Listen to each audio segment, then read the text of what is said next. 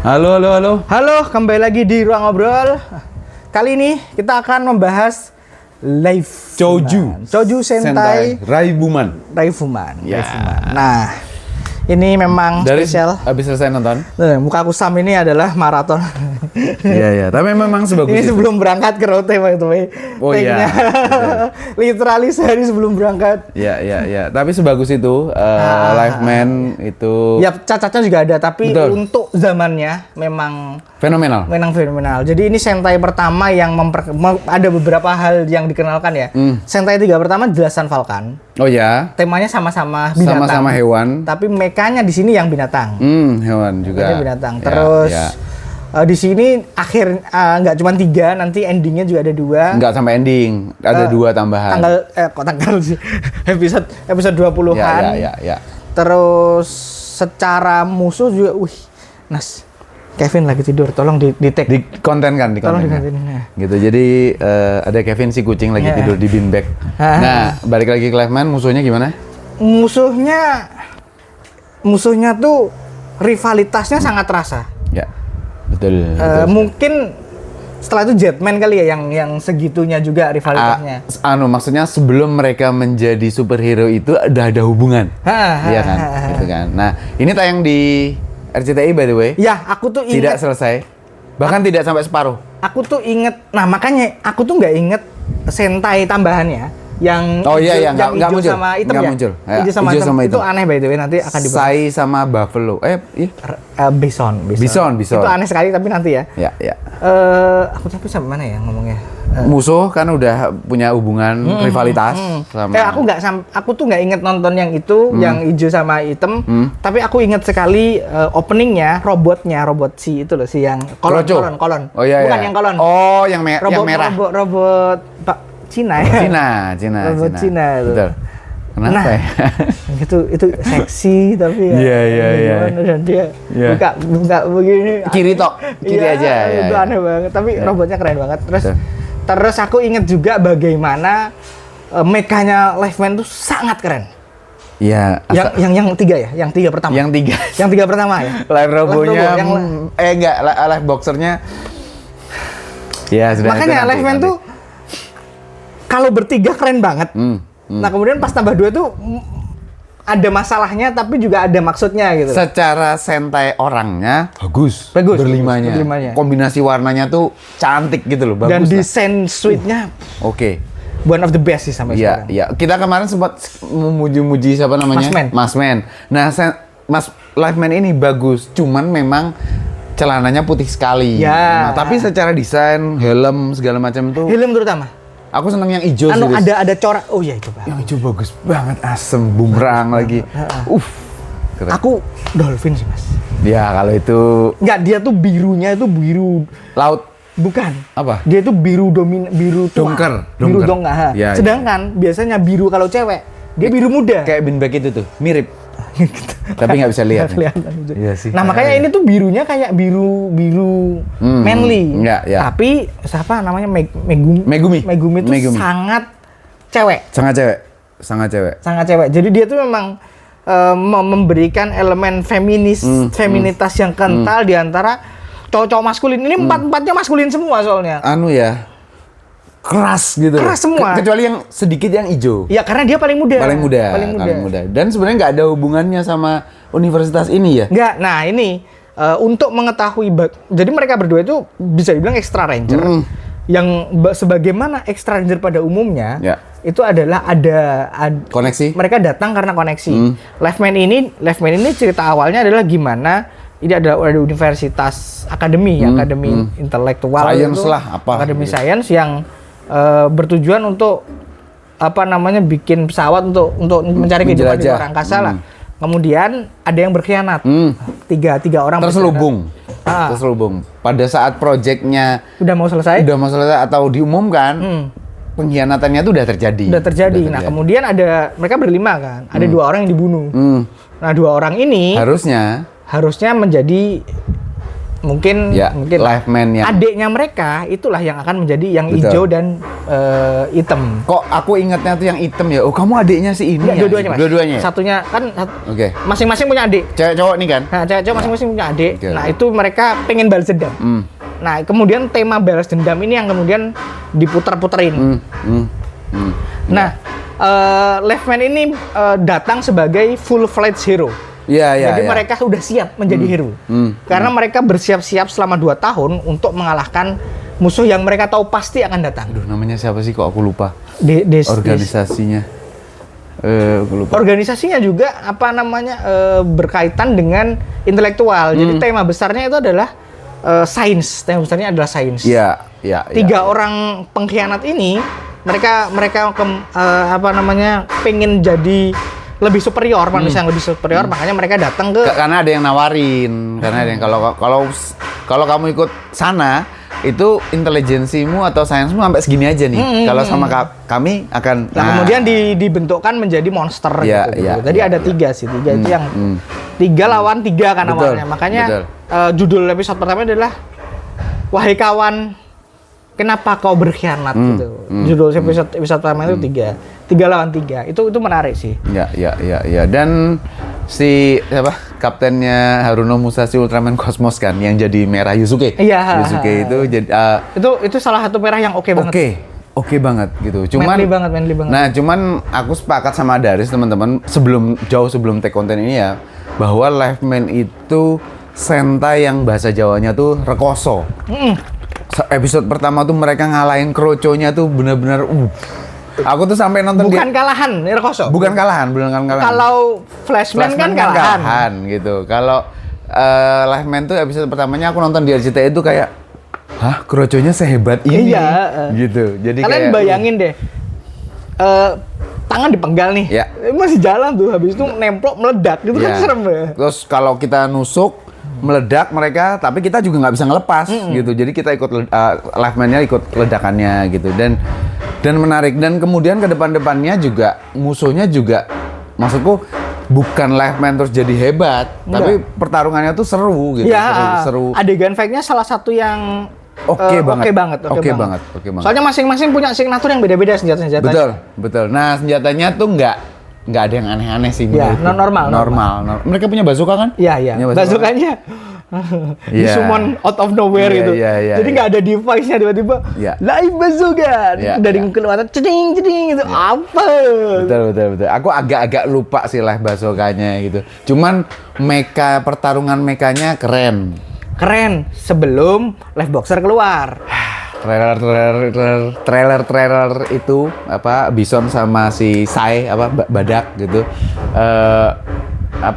Konsepnya sih aku paham sih. Iya. Bagus. Maksudnya ini kuat tanker gitu kan. Tapi live boxernya sendiri tidak inspiring sama sekali. Sesuai namanya boxer, benernya kayak boxer. Aduh, celana sih. Sesuai namanya. Kemudian kan dia yang menginisiasi mecha bergatai. Ini pertama kalinya dan kemudian dipakai terus kan. Itu bagus. Betul. Super Live Robo itu bagus. Jadinya gede banget sih. Jadi kalau live super live Robo itu segini. Nah, ketika digabung sama super live Robo dia jadi segini. Iya, gabung sama live boxer jadi gini. Jadi super live karena Robo. Emang nambah.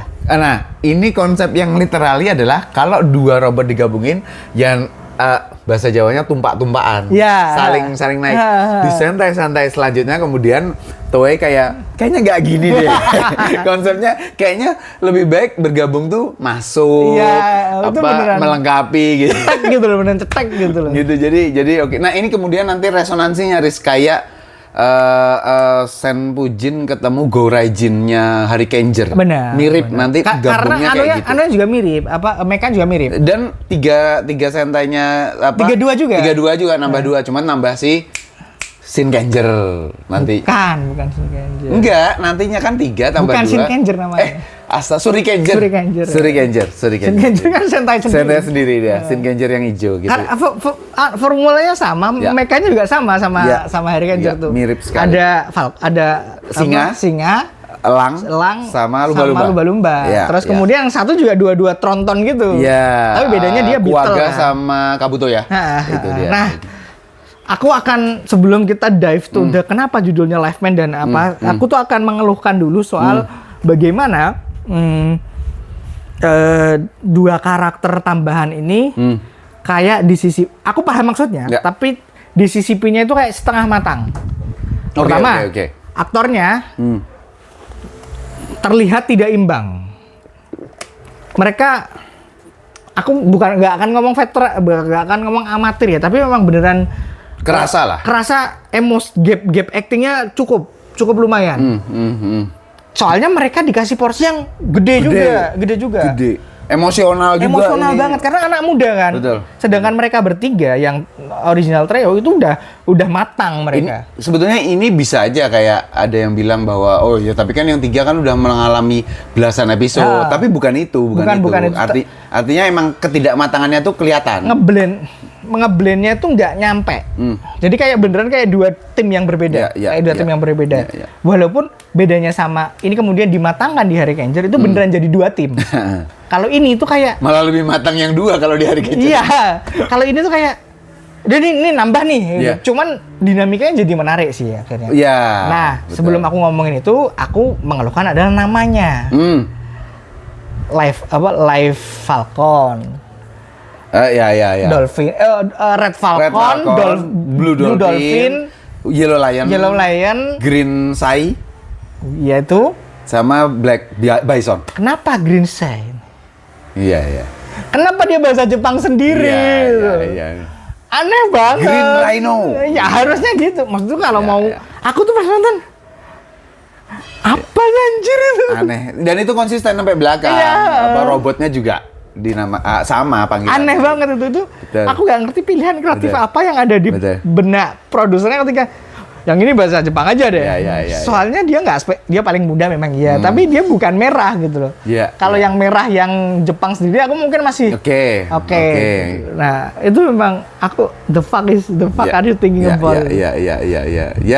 Ya mau gimana lagi ya. Nah, gitu. Temanya sih gimana awal beneran pure balas dendam kan, karena profesornya mati. Adegan episode pertama itu gimana profesor itu menyelamatkan ibu hamil dan kemudian kehilangan satu nyawa, datang satu nyawa.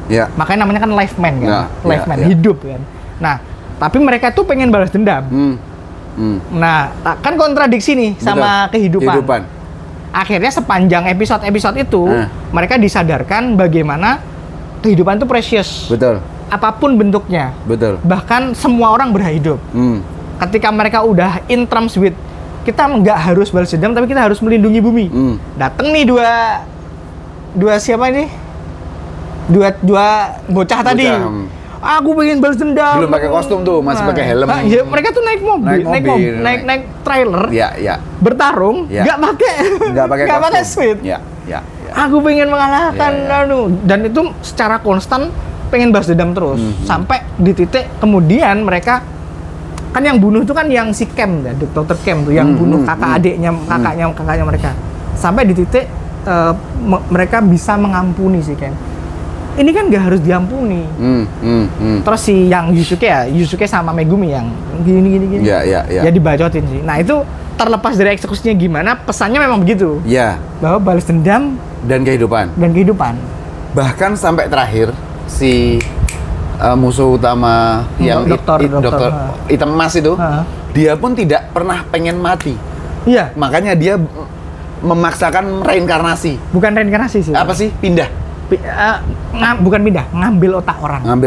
Betul. Artinya dia punya project sendiri bahwa kalau sampai kejadian aku mati, aku nggak mungkin mati karena aku akan menjadi si anak ini. Gitu. Nah itu menariknya karena villainnya itu, dokternya itu, grand villainnya itu nggak ketemu sama Lifeman sampai episode terakhir. Pesawatnya jatuh ya? Sebelum jatuh. Oh sebelum jatuh. Jadi dan ini mungkin salah satu dari sekian banyak villain yang berhasil menyelesaikan tujuannya. Bumi beneran takluk sama dia. Ya. Dan dia tuh beneran kayak pure jahat aja. Mungkin buat gua kekurangannya di sini sih. Karena dia kan nggak punya layer.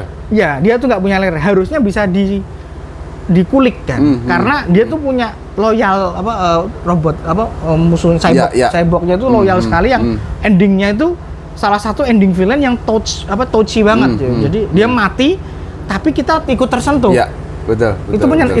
Itu agak susah loh bikin villain kayak gitu. Sayang sekali kalau villainnya cuman sekedar aku jahat.